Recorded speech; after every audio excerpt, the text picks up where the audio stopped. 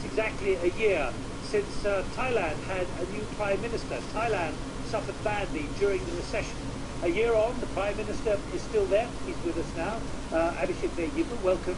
Now, you're here, but there appears to be a significant problem for you back home with your six-party coalition, threatening to be blown apart over the Constitution. No, I don't think that's the case. We've discussed among the political parties. We know that we have differences on the constitutional issue, but we have a more important matter at hand, which is to make sure that we continue to make sure that economic recovery continues. The issue, though, is the amending of the 2007 military-backed new constitution. Do you believe there's a case for that? There is a case for amendment of the constitution, but at the moment the proposal tabled is just changing the electoral system from multi-member constituency to a single member. It's not a priority, and I think we have more important matters to attend to. Here at Davos a year ago, you said very clearly your future depended on economic prosperity or the return of it.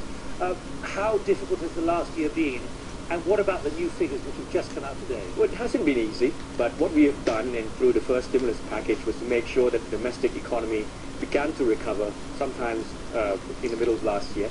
And by the last quarter, we had tourism numbers and export numbers recovering almost back to normal levels. So we're now looking at possible, say, 4% growth this year. Manufacturing levels up significantly. People know Thailand as a low-cost producer. What has this meant for the restructuring of your economy? Well, we know that it's a priority for us to move away from using low-cost advantage. The government is introducing creative economy initiative. We are also investing heavily in infrastructure to improve logistics, to reduce costs, and also to make sure that we continue to diversify. What about the other opposition, those who follow the former Prime Minister, Thaksin Shinawatra, who, after all, many foreigners will remember how the airport was shut down for many days? Have you seen off that challenge or not? Well, differences continue, but we have... What do you mean by differences? Well, political differences. We have the political opposition, we have people who back the former Prime Minister. But what we say is that all forms of opposition can be expressed within the means of the law. And that means that we will continue to make sure that there is order and that the economic recovery can continue.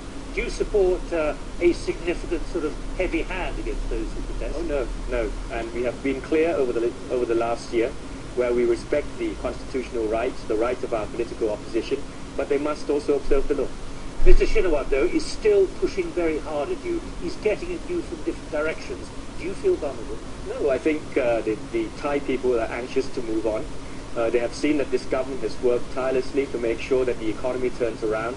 We've addressed the concerns of the poor in rural areas. We've introduced a massive income guarantee program for farmers, and I think they want to see prosperity continue. Let me ask you about regional security and regional politics. You, of course, are very close to Burma.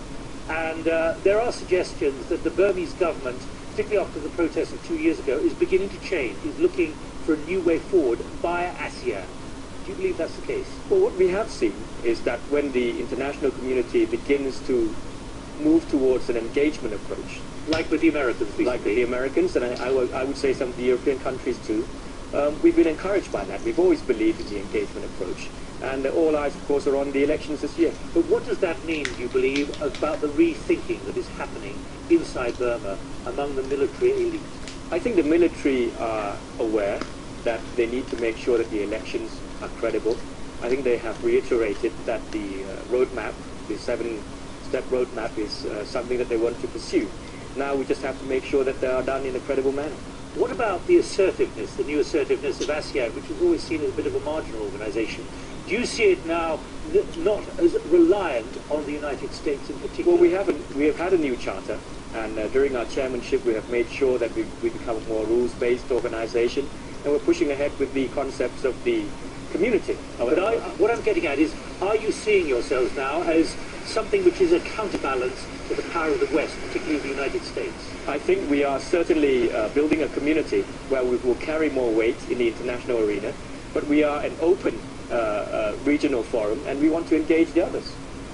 Abhishek, thank you very much indeed. The Prime Minister of Thailand here on BBC World News, underlining that in many countries now there are clear signs that the turnaround has happened, the move out of recession is well underway, although creating jobs is going to